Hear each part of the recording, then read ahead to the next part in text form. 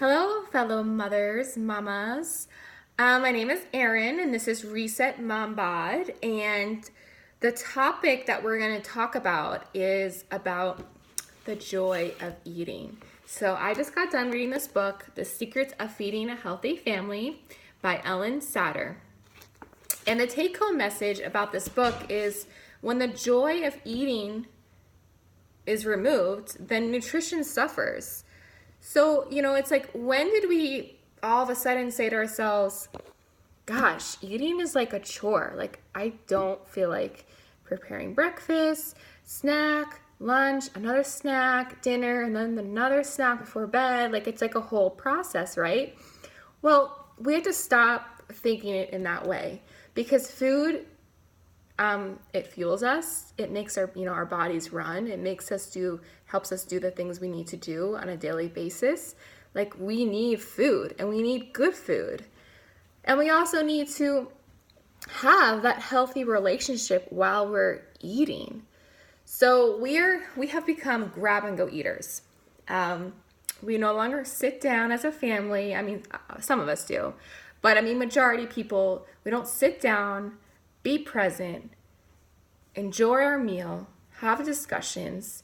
It's like, okay, meals prepped, meals ready to go. It's on the table. Everyone sit down, eat. Especially me, I'm eating so fast because I have a million things I want to do and accomplish for bedtime. And then I'm like, all right, 5 minutes, we're done, good. Like, it's terrible. Like, why do we do this? Well, because we're busy. But we have to get back to the importance of finding that joy in eating again. So I took some notes so I wouldn't forget what I wanted to talk about. Today's attitudes and behaviors around eating are pushy and negative. We let dessert or certain treats have a certain power over us. It's put on a pedestal. Like, oh, I only can have that sometimes. God forbid I want to have maybe ice cream every day. So we have to treat the healthy versus the unhealthy. Like, we have to stop having those two different categories because we don't want food to control us. We control food. We let food make us feel a certain way. But, in these days, when it comes to, like I said, dessert, it's like, oh, it has like this special power over me, and, I'm only going to allow it sometimes. And then I'm going to feel super guilty after I eat it. Like, no, that's not what should be happening. So, and then also like with our food, our dietary guidelines, the My Plate, it's, eat so much of this, don't eat too much of that, don't eat too much salt, have this much amount of fruit. And it's like, gosh, like, enough with the numbers. Like, why can't we just like eat? Like, just eat. So we are wasting so much time thinking about what we can't eat versus what we can eat. We go around in this circle of either feeling deprived or feeling guilty. So, like I said, everything has labels these days in regards to food. So when kids hear the word healthy, they immediately cringe. Like, no, I don't want nothing to do with that because it's healthy. So let's take the word healthy out and start saying it's enjoyable, it's satisfying. So, this is a good example. Pizza. I would say most kids like pizza, right? She put this example in the book. This mom, she had a couple kids, and all they wanted was pizza, pizza, pizza, like all day, every meal. So finally she was like, you know what? Fine. You're going to have pizza for breakfast, lunch, and dinner. And if you're hungry in between those meals, you're going to have more pizza. And the kids were like, yes, this is awesome. And then after a couple days, they realized, I don't want any more pizza. So over time, if they eat the same thing over and over, they're going to get tired of it. It's going to happen, guys. I know it's hard to believe, but they're going to get over it over time. So maybe try that at home. I'm actually considering it. So how can we move forward and begin to enjoy foods and raise good eaters, including ourselves? We want to become confident eaters. Confident eaters are positive, they're comfortable, and they're flexible with eating. So most of us know this already, but if you don't know this, we are born as innate eaters, which means when we eat, we just stop eating when we're full. Like, we don't let our mind, our thoughts, our emotions, things in the environment control whether or not we're going to continue to eat or whether or not we're going to stop. So it's very important for our children to continue that innate eating ability. When we have them sit down and we say, you have to eat so much of this before you can eat that, then they start losing that ability. And unfortunately, later on, these children tend to be having, weight issues, and they start dieting, and then just the whole cycle. So I remember as a kid, I couldn't leave the table unless I ate a certain amount of green beans. And till this day, I actually still hate green beans because as a child, I was forced to eat them. And now I want nothing to do with them. I mean, I'll eat them, but it's just like I don't have that healthy relationship with them. So, it's important to, and I'm going to get into this in a little bit before I get there. Just important to continue them as innate eaters. So as a mother or as a parent, we are responsible with what food, when they're going to eat. So it's important to have a structured meal and snack time. Breakfast, midday snack, lunch, afternoon snack, dinner, and then bedtime snack. So it should be structured. And then where they're going to eat. Are they going to eat at the table? Are they going to eat on the couch? And are they going to eat in the car? I know. My kids eat in the car all the time. It's terrible. Because I want to accomplish so much, right? So kids are responsible for how much to eat. Okay? I'm going to say that again. They are responsible for how much to eat. You provide it. So you provide a variety of choices, and they decide how much they want to eat. Not eat this, eat that, then you can eat this. No, they figure that out over time.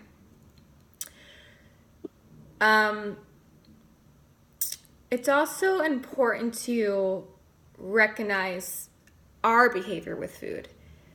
So majority of us have dieted, are conscious about our weights, and, we have this certain unhealthy relationship with food. And whether or not you believe it or not, our children observe those behaviors and they learn from us. So in order for them to have a healthy relationship and be those competent eaters that I was saying earlier, you have to be a competent eater. You have to have a healthy relationship with food. You need to find that joy of eating again, just like your kids do. Family meals. Oh gosh, this is so important. I know we kind of touched on this, but family meals is imperative. I know we all have crazy schedules, but you gotta make family meals a priority. So when family meals occur, this is when they learn that independence. When they get to say, I decide how much I'm gonna eat. That's huge when it comes to being a competent eater. So when providing new foods, such as at dinner time, it's important to be calm. You're going to offer a variety to make sure it's got a good source of protein, a good source of fat, and a good source of carbs. So all the three major food groups, of course. You're going to also pair familiar food with unfamiliar food. So have at least one item on the plate that you know that they're going to eat, and then pair it with 2 or 3 things that, they may eat it, they may not. If they have a negative feeling like, ugh, gross, I don't want to eat that, Mom, then you just say, you know what, keep that to yourself. We're not going to discuss those negative feelings about food. You keep it to yourself, and you be polite at the table. Because, at least I have a 4-year-old and a 2-year-old boy, so when my daughter says, ew, I don't want to eat this, then my son Liam's like, yeah, I don't want to eat this either. So, it's good to keep that internally. Let's not discuss it out. Also, Don't adapt the family table to suit them. Let them grow up to join the family table. That's really important. And, before this book, and definitely with my first child with Reagan, I always catered. If she didn't like a certain meal, I said, okay, well, I'll make, peanut butter and jelly, or I'll make yogurt for you, or grilled cheese.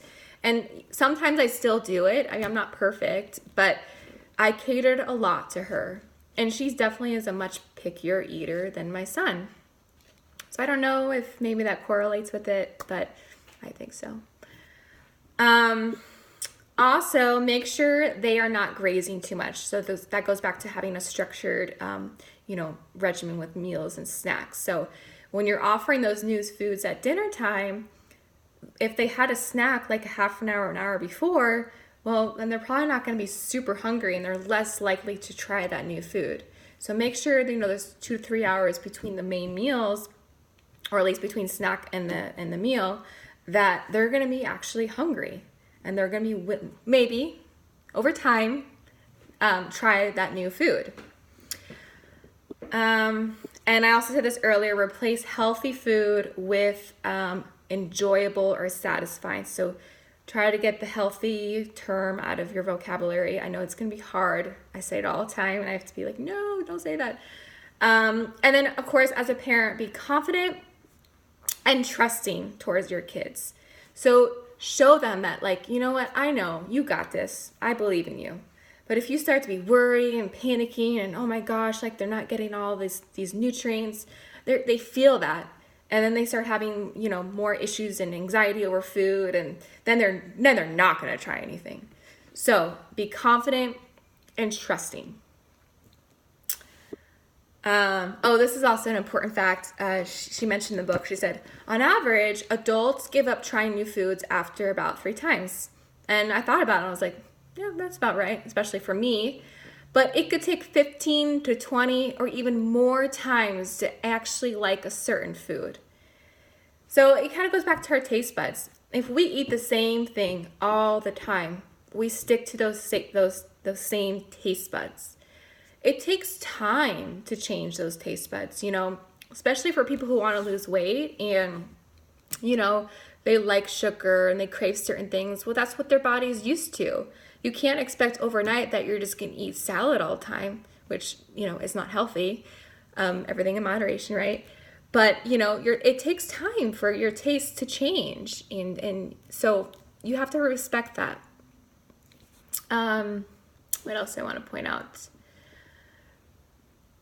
Oh gosh, I get this all the time. Okay, so dinner. Dinner actually is the one meal that kids tend to not eat too much of, at least earlier on. Later on, that might change. But especially now, I notice my children, they eat more during the day and less at dinner time. But then 10 minutes later, Mom, I'm hungry. Oh, you're hungry? Well, why didn't you eat your dinner?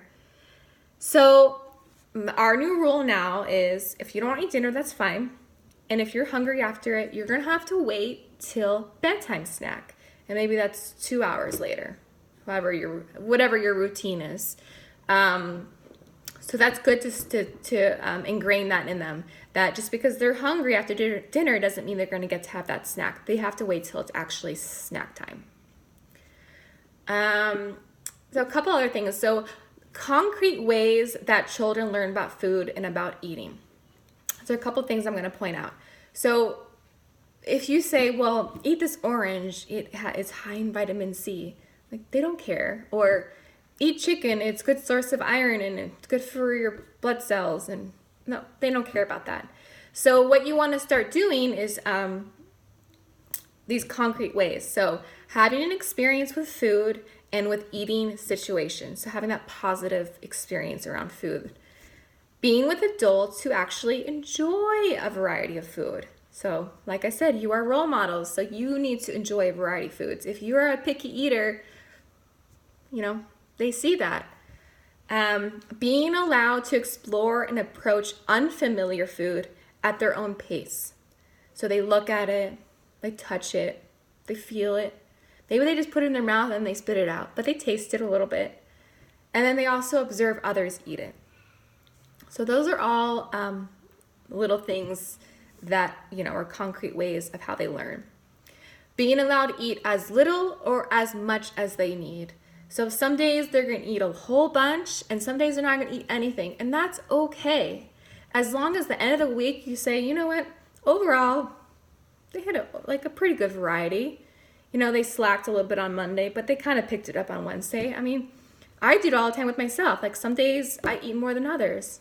That's just how it goes. Being supported in feelings of goodness about their body. So positive relations about their body type. We're all built differently. So some are heavier on the lower end of their body. Some are heavier in the front.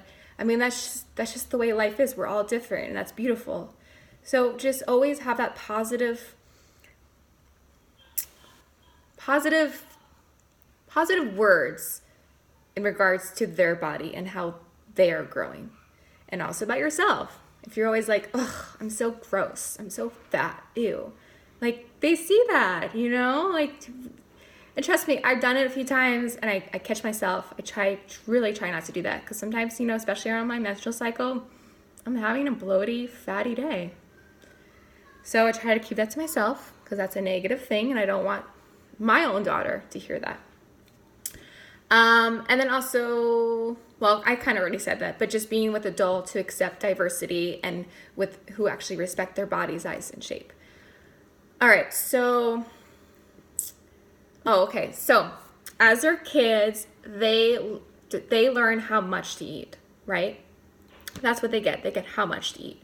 But as they get older, becoming teenagers, they kind of understand how to select food. So you have to help them become masters of what, when, and where the jobs are in regards to feeding.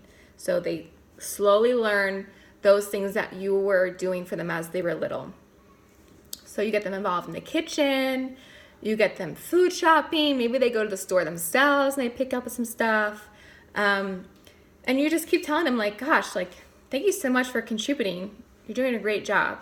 And they start feeling powerful. I'm yeah, I got this. And then when they're 18 and they leave you and go to college or whatnot, they're competent eaters. They know it. They know what to eat, when to eat, where to eat, and how much to eat. So it occurs as they get older. Trust me. I'm not there yet, but I'm believing in the process. Oh, okay. And lastly, this is the last point, and then we're going to wrap it up. Dessert. So, who said dessert has to be at the end of the meal? The last thing we eat it gets to be dessert. Yay, it's a reward, it's a treat. No. What she recommends in the book is putting dessert, a portion-sized dessert on the plate with all the other foods, and they have the option of whether they want to eat that dessert first or they want to eat at the end. So it no longer has that power. Like I said, it's on a pedestal. It no longer has that anymore. It's treated like anything else. So we don't serve dessert all the time in our house, but maybe 3 times a week we'll have a dessert or popsicle or something like that. And I'm going to kind of start incorporating this, that it's going to be served with the meal, and eat it whenever you want to eat it during that mealtime. So I would give it a try. I'll let you know how it goes in a couple of months. I'm sure it's going to be a bit of a process, but I really like that, how she pointed that out. So those were the key points. And again, I recommend this book if you want to get more information about it. But those were, pretty much the key points I wanted to point out. And I hope that was helpful. And please email me, or I don't know, you can follow me on Instagram or on Facebook or whatnot. And if you have any input on what I discussed, I'd love to hear it. So thank you, everyone. And I hope you guys have a fabulous week.